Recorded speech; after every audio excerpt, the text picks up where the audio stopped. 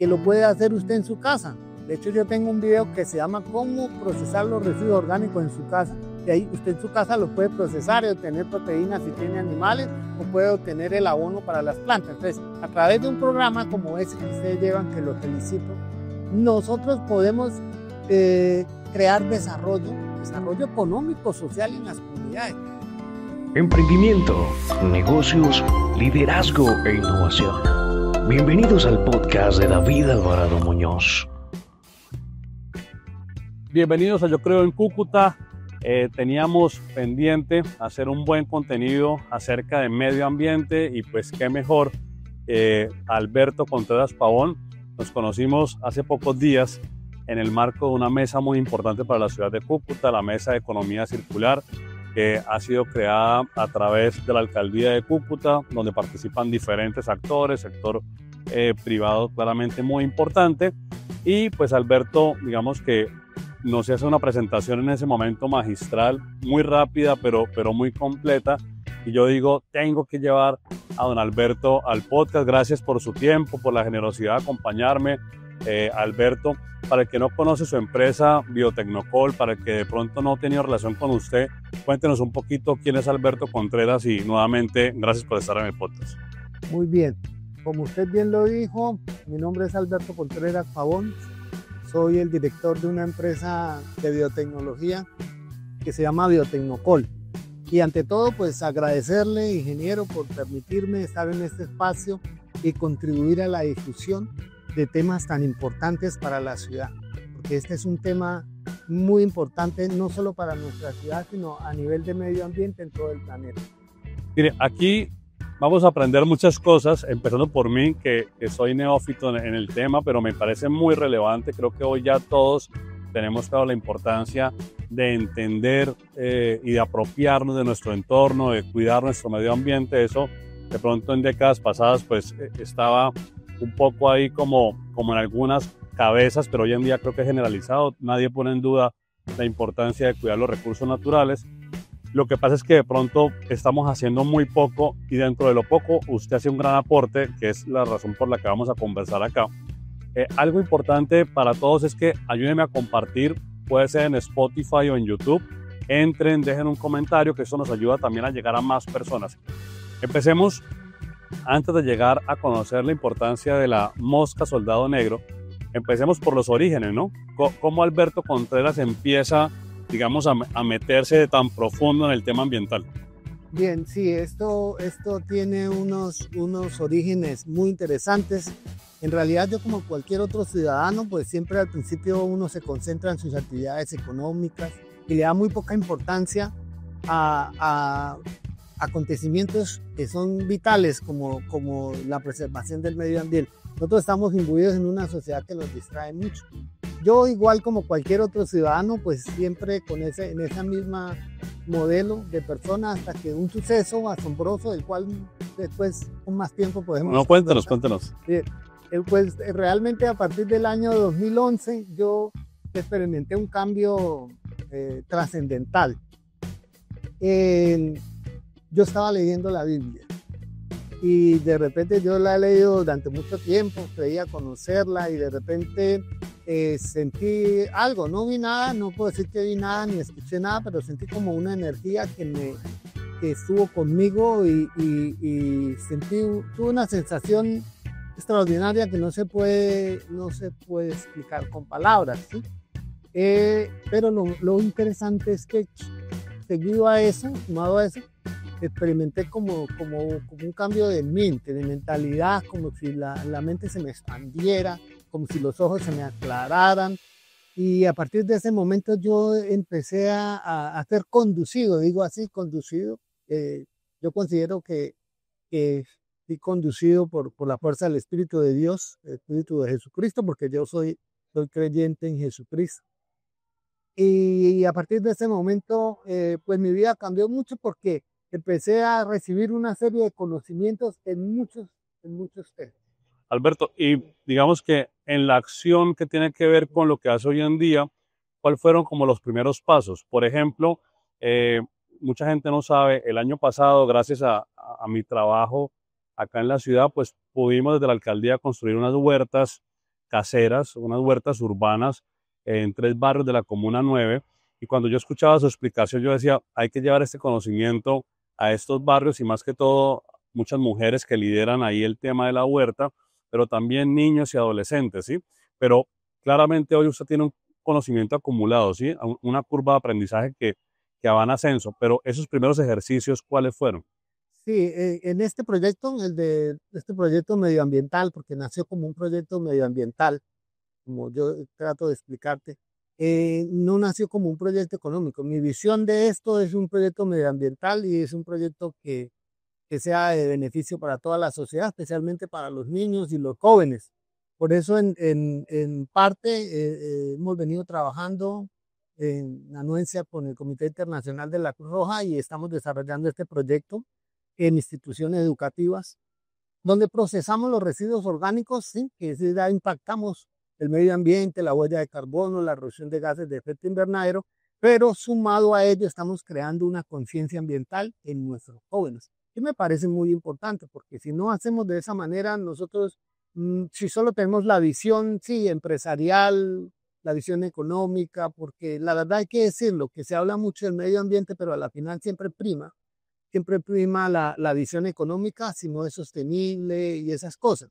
Entonces, si nosotros no damos un enfoque, ¿sí? Más amplio, más universal, en la que incluyamos a la juventud, las nuevas generaciones, las comunidades, realmente nosotros no vamos a obtener resultados verdaderamente significativos a favor del medio ambiente. Yo veo hoy, digamos que un portafolio de productos interesante que desde la mirada de negocio, desde la mirada económica, seguramente también tienen una oportunidad. Y creo que también hay que verlo como un conocimiento que puede llegar a generar oportunidades. Por ejemplo, nos mostraba hace 2 días usted en esta reunión harina de cáscara de huevo, nos mostraba también harina de conchas de papa, de conchas de plátano, pero seguramente esos productos no fueron los iniciales, ¿no? ¿Cuál fue de pronto ese primer producto con el que usted empezó a ver una oportunidad de aprovechar esos residuos orgánicos y que digamos que fue el punto de partida, como lo digo? Exacto, bueno, entonces ahora sí vamos a entrar directamente en el tema de la conversión. Este es un proceso que yo conocí por casualidad y como por la providencia divina hace 6 años. Este es el último de mis grandes proyectos que he venido desarrollando. Y yo pude observar en una ocasión, yo observé la larva en un estercolero de estiércol de cerdo, que estuvo en un sector donde había y allí trataban de eliminarla porque se veía como algo dañino, nefasto para el medio ambiente. Y alguien, eso sí, reconozco, alguien me dijo que esa larvilla servía para alimentar pollos. A partir de eso, pues yo como ya traía ahí allá en la visión un concepto distinto de las cosas, entonces me apliqué al estudio del proceso. En principio fue muy poco lo que yo pude encontrar en internet, porque por lo regular la mayoría de la información interesante está en inglés. Entonces, cuando uno busca en español, es poco lo que consigue. Ya más adelante, varios años después, cuando pude consultar, se abrieron un abanico de muchas cosas que estaban haciendo en el mundo con nuestra mosca. Pero en ese tiempo yo no tuve acceso a información científica del proceso, entonces todo lo hice autodidacta, yo soy autodidacta, o como alguien podría decir de manera empírica, y empecé no solo a estudiar el proceso, a desarrollarlo, sino a profundizar en él, a investigarlo. Entonces me di cuenta que este insecto es prodigioso, es el campeón de la economía circular, yo diría, porque estas larvillas, a pesar de que la gente las considera como algo repugnante, pero si uno las analiza y las estudia, no, realmente no lo es. Empezando porque las larvas tienen en su tracto digestivo una serie de enzimas que todo lo que comen lo sanitizan. De hecho, es una propiedad fundamental de los insectos, ¿sí? Entonces, por ejemplo, una mosca no contamina porque ella bote algo o excrete algo. Contamina es porque con sus paticas pisa el estiércol y transporta el vector de patógenos a los alimentos. Pero en el extracto digestivo, todos estos larvas e insectos sanitizan lo que se comen e incluso esta larva, según estudios, es capaz de eliminar salmonela, E. coli y otras bacterias muy peligrosas, muy peligrosas. Para nosotros esto ha sido muy importante porque uno de los graves problemas que tienen los abonos orgánicos es la contaminación con salmonela y huevos de parásitos. Y por eso los abonos orgánicos no han cogido auge, entre otras cosas, y valor. Son muy poco valorados por ese problema. En este caso, nosotros que acabamos de hacer también ensayos de laboratorio y hemos comprobado lo que ya otros estudios nos decían, que el abono orgánico procedente de este insecto está libre de patógenos. Alberto, una curiosidad. Acá en este podcast ha pasado, por ejemplo, Domingo Torres, que es el mejor caficultor, no solamente de Norte de Santander, sino de Colombia durante los últimos 3 años. ¿Usted ha tenido alguna clase, digamos, de prueba piloto en algún cultivo, llámese café, llámese cacao, digamos, usando este abono orgánico que usted ha venido produciendo? No, aún no hemos hecho ensayos pilotos con café, hemos hecho otros ensayos aún no con café. Sin embargo, hace unos meses ya mantengo contacto con la Federación Nacional de Cafeteros. Están muy interesados en difundir este proyecto a nivel nacional. Pues yo soy el proveedor actual de ellos de insumos para el desarrollo de este proceso de transformación de la pulpa de café en abono orgánico. Ya hemos hecho procesos, es excelente, pero aún no los hemos llevado a pruebas de plantas. Esperamos hacerlo. Ellos lo hacen desde Semicafé, yo acá desde mi región, pero es algo en lo que estamos enfocados ahorita, es en impactar en la agricultura, especialmente en cultivos grandes como el cultivo del cacao, del café y del arroz. Mire, yo llegué a la casa tan emocionado que llegué a contarle a mi esposa al mediodía sobre la mosca soldado negro.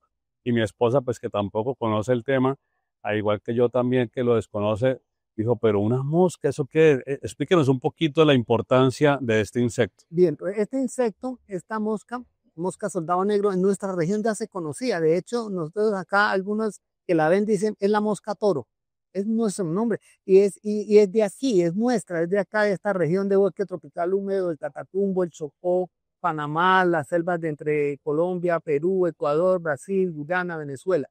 Entonces, es nuestra y es algo que nosotros no conocíamos. Sin embargo, se ha extendido por todo el mundo, en toda la zona subtropical, y es muy ampliamente aprovechada en países del sudeste asiático, en Europa, y a escala industrial. La mosca tiene una particularidad. ¿Por qué se fijaron en ella? ¿Sí? A pesar de que no era de esas zonas, y la han llevado y la han desarrollado. Porque en su estado adulto, esta mosquita no come, no se alimenta. Maravilloso, dura 5 o 7 días, parece que se alimentara solo de la luz solar. Pero en estado larvario, todo su estado larvario come las 24 horas al día, entonces acumula energía para su último proceso. Entonces, como ella no se alimenta en su estado adulto de mosca, entonces ella no pisa la comida, no entra al hogar a pisar la comida como otra mosca, y por eso no es vector de enfermedades, o sea, no es pandémica.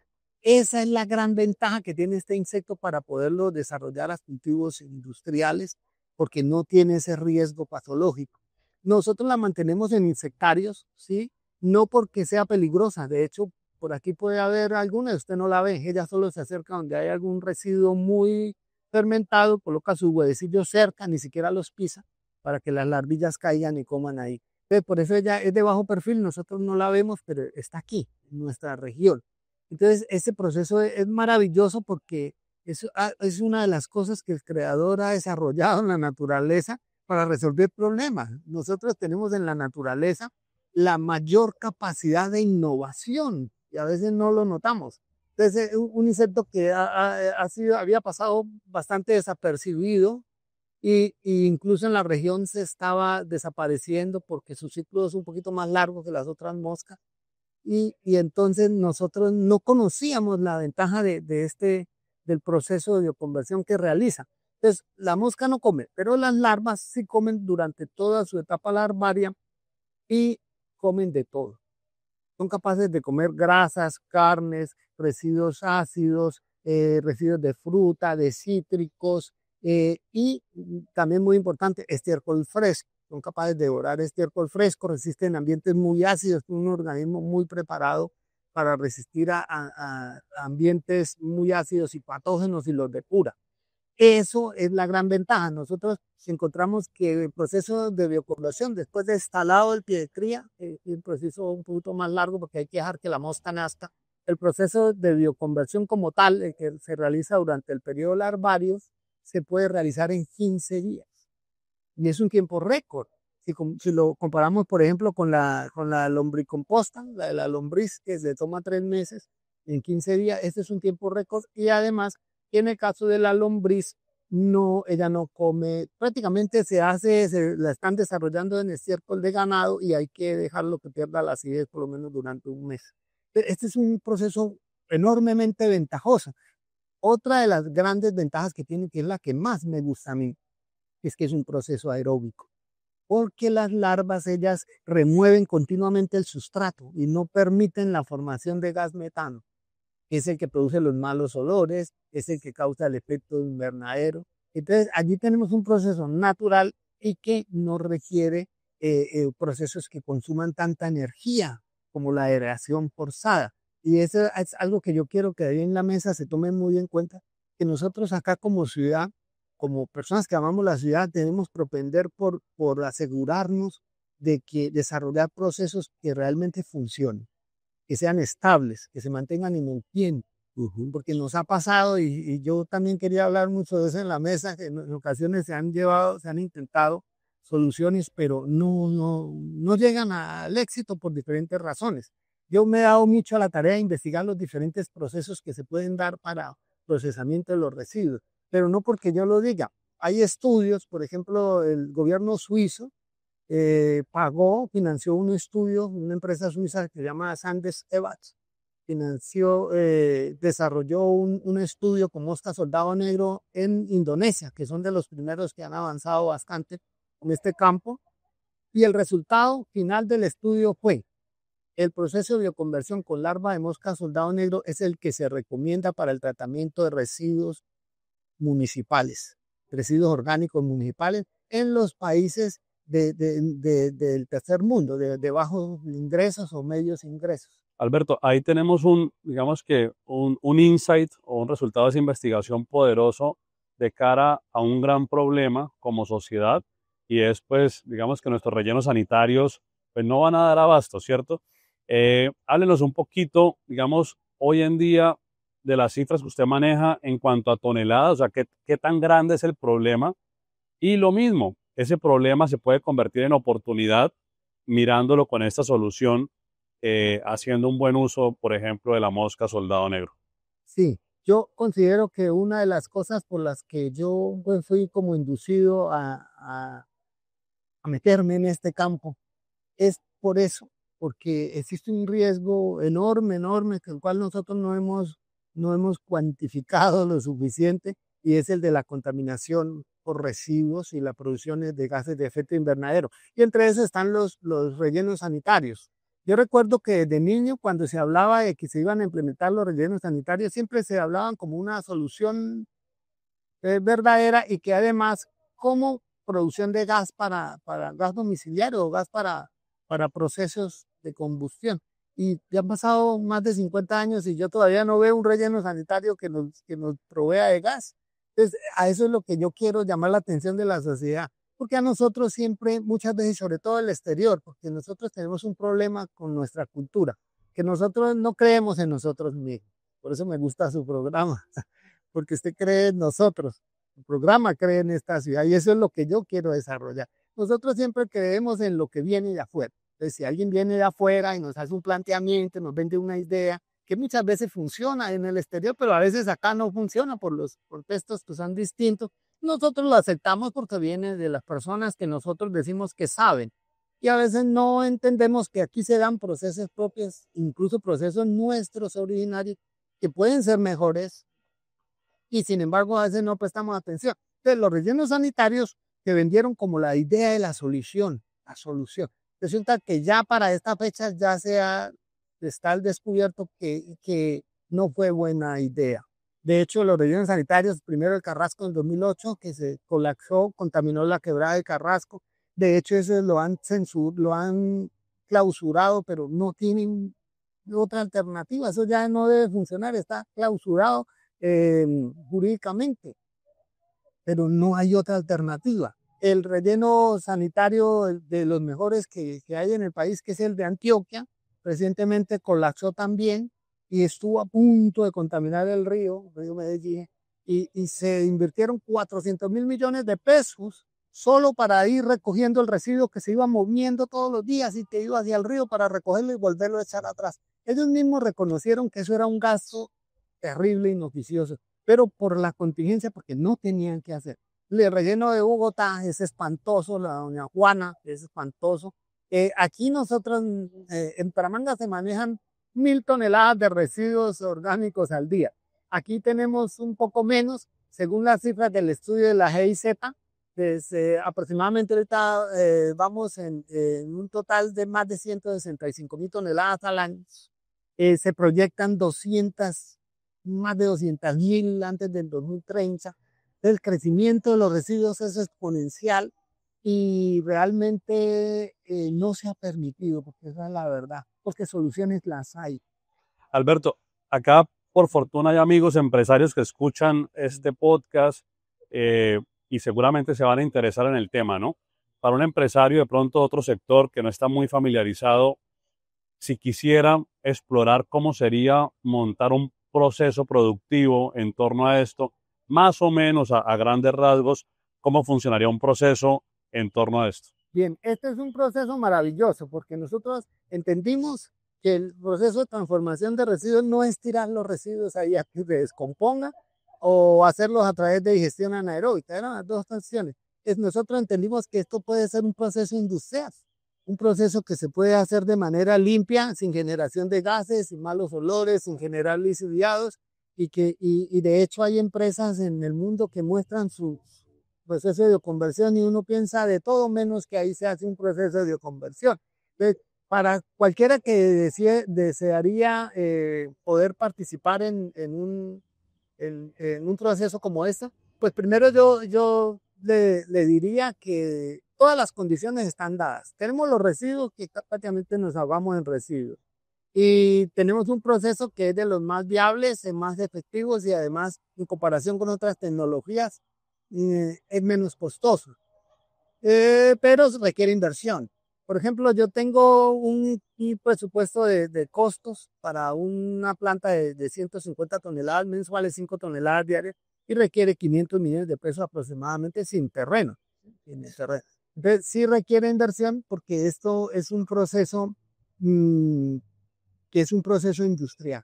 Nosotros todo lo podemos aprovechar, como usted mismo decía allí, el residuo es una fuente de materia prima muy importante. De hecho, le anuncio que no a muchos años le voy a decir que habrá empresas que estarán comprándole el residuo a los ciudadanos. Y eso es algo que yo quiero que esta ciudad sepa, que se pueden hacer procesos eficientes y se puede como quitar un poquito la carga por el ciudadano, que el ciudadano siempre paga a través de los impuestos todos los procesos. Nosotros lo que necesitamos son empresas eficientes, que produzcan, que generen ingresos, dividendos a partir de los residuos y descargar un poco esa carga pesada que siempre le ponemos al usuario. Nosotros siempre que queremos resolver un problema en sociedad, creamos un impuesto. Debemos también trabajar en cultura porque nos falta, digamos, que fortalecer ese componente cultural, que la mentalidad nos lleva a ver la basura de una manera distinta, empezando por los hogares, ¿no? Con los niños, usted ya lo hace con las escuelas y esto es, digamos, que comenzar con las bases. Seguramente ese niño llega a la casa y le enseña al papá, le enseña a la mamá. Creo que la gente hoy en día tiene muy claro que un cartón, un papel, un vidrio, ahí hay una oportunidad de reciclaje, pero de pronto con lo orgánico siento que aún nos falta mostrar que ahí también hay unas oportunidades muy claras como lo has venido hablando. Alberto, algo que voy a pedir de ayuda pensando en las mujeres que tienen las huertas, por ejemplo, en Manuela Beltrán, en el barrio Brisas de los Andes o en el barrio Las Delicias.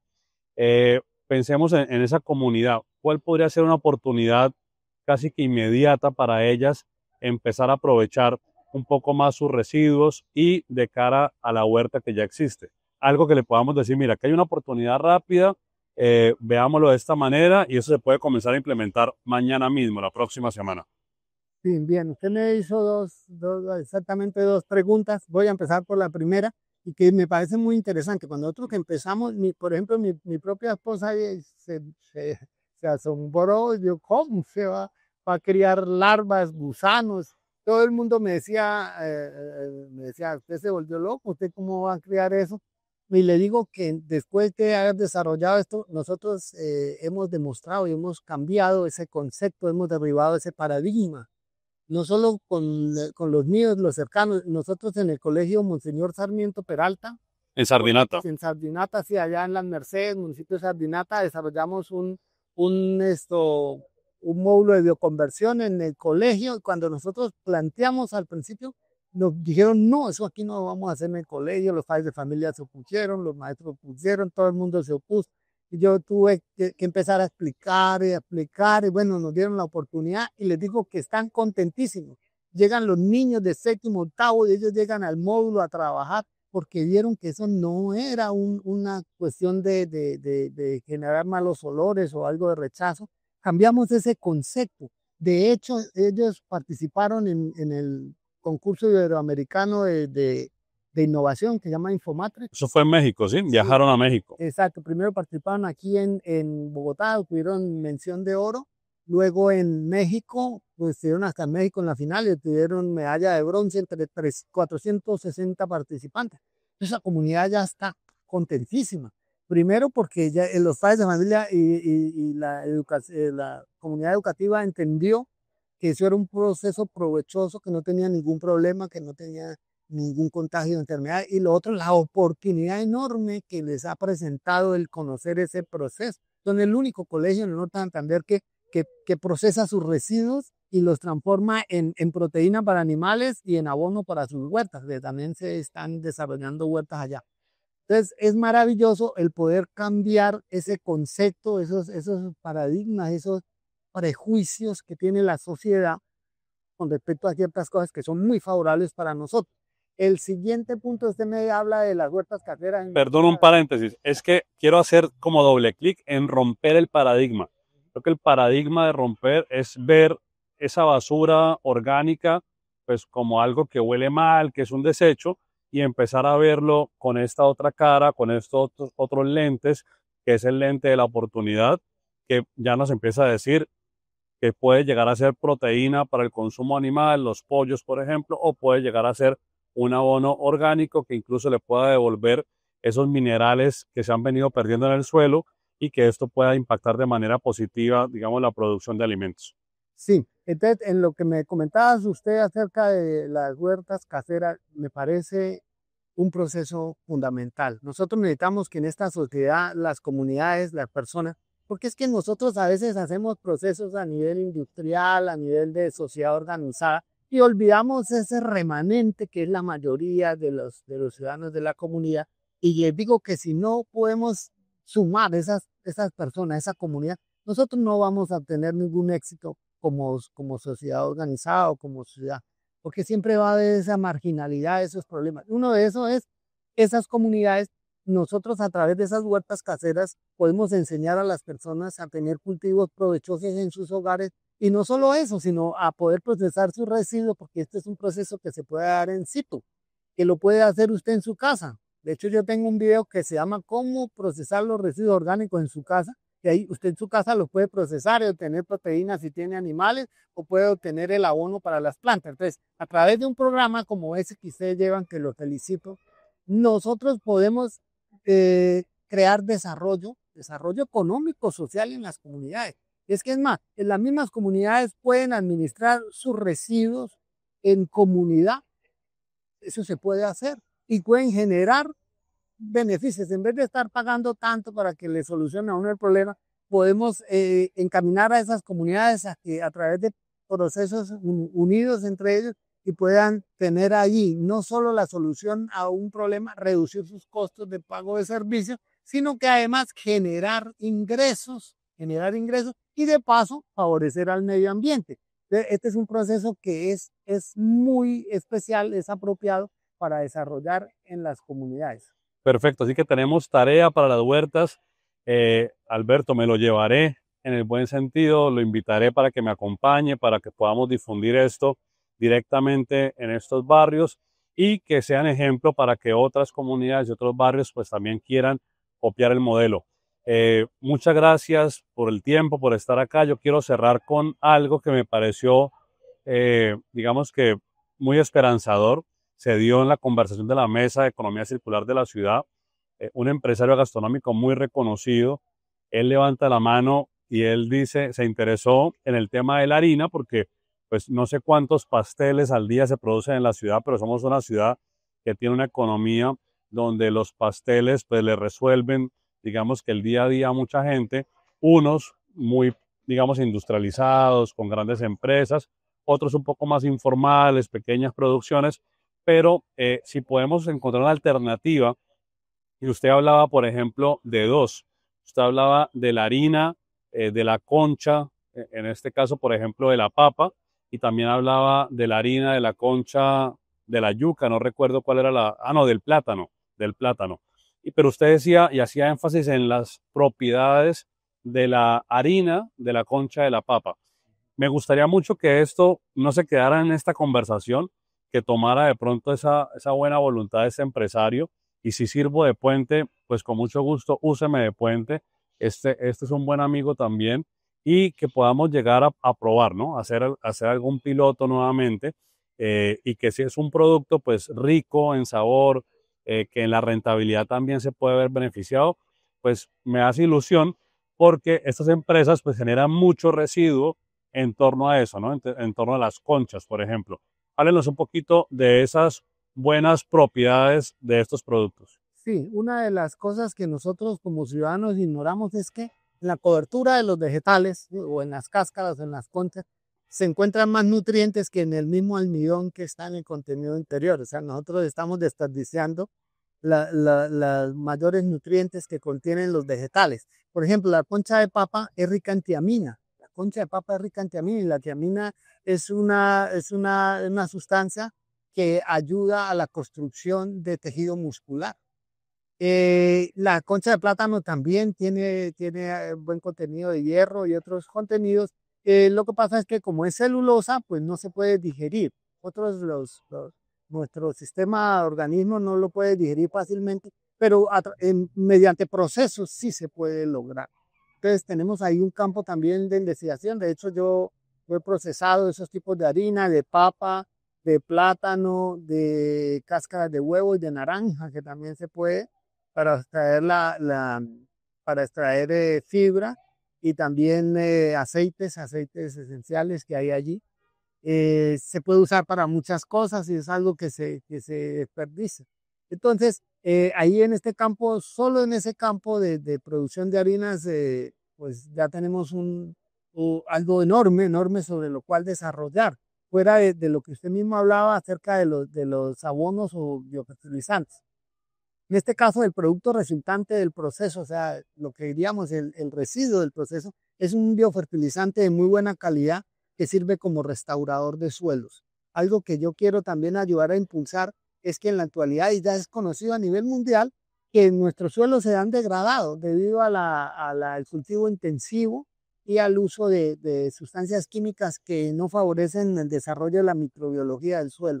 Y ahora ya el mundo se ha dado cuenta que es muy importante que tengamos un suelo con buena microbiología porque de eso depende la sustentación.